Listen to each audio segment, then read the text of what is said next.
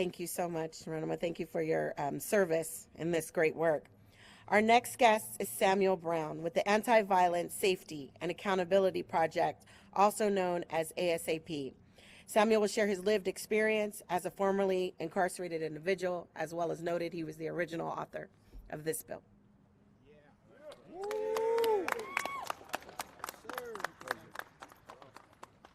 Good morning, everyone. So it's an honor and a pleasure to be here. Thank you, Assemblymember Wilson. And I just want to start out by saying this is the End Slavery in California Act. So when I say hashtag, I want y'all to say End Slavery in California. Hashtag End slavery in California. Hashtag End slavery in California. One more time. Hashtag End slavery in California. And that's what we're going to do, right? And so as Assemblymember Wilson noted, I was the original author of this legislation, and I wrote it in my cell while I was incarcerated with a life sentence. But I want to make it clear that abolishing slavery did not start with Samuel Nathaniel Brown. This is something that we've been trying to do for a long time, too long. And now we have an opportunity to actually get it done. And though you heard Assemblymember Wilson say that she represents the California Black Caucus and that we are disproportionately incarcerated, I want to make clear also that this is not a black issue. This is not a white issue. This is an everybody issue. You understand? When Article 1, Section 6 of the California Constitution was approved, it was in 1879.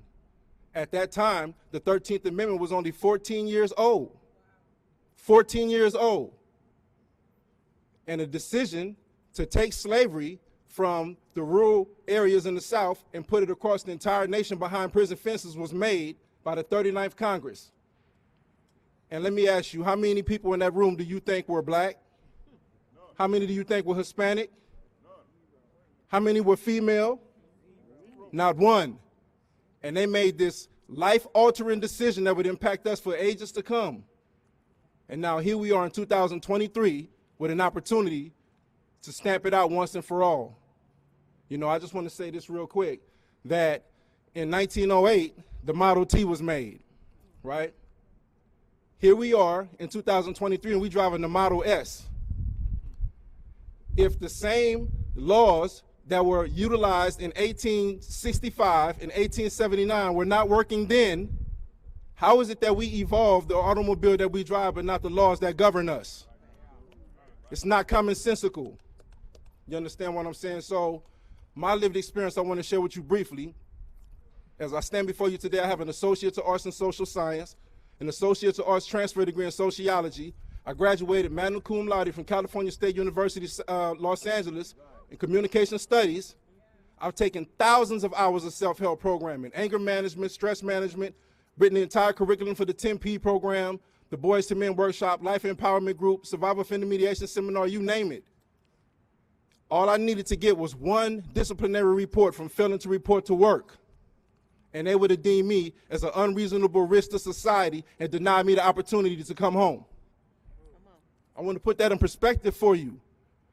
I could go years, disciplinary free, involve myself in every rehabilitative opportunity that's known to me. And if I refuse to go to work for one day, which was why this bill was written to begin with, because I was the first person in the state of California to have to go inside of a cell in a carceral setting and disinfect where somebody tested positive for COVID. And I told my supervisors, I'm terrified for my life.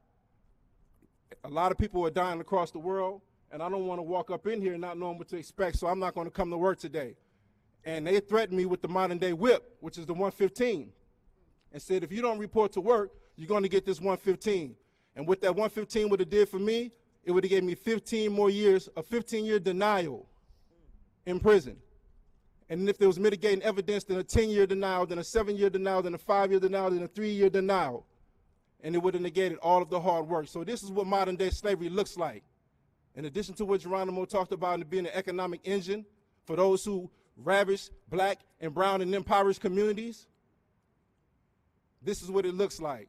So we have an opportunity to stamp it out once and for all, and we're not going to stop until we get it done. So when I say hashtag, y'all say end slavery in California. Hashtag End slavery in California. Thank you.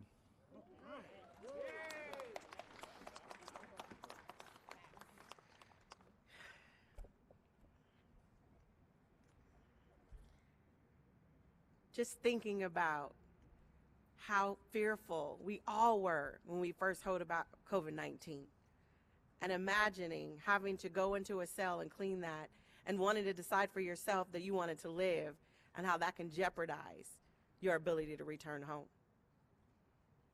I want you to just sit with that for a moment. How scared some of you are to leave your house, to even take your groceries in the house without washing them down. How if somebody coughed or sneezed near you, it was no longer bless you, you had words for that person. I'm just saying, I want you to think about that for a moment. What he was experiencing, and the danger was I could delay my future by saying yes to this. I might not even have a future if I show up to work. That can't be in our state. I would like to introduce the chair of Budget Sub 5 Subcommittee on Public Safety, my colleague and good friend, Assemblymember Mia Bonta.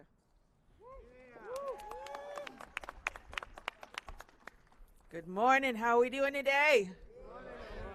Are we trying to end slavery in California today? Yes.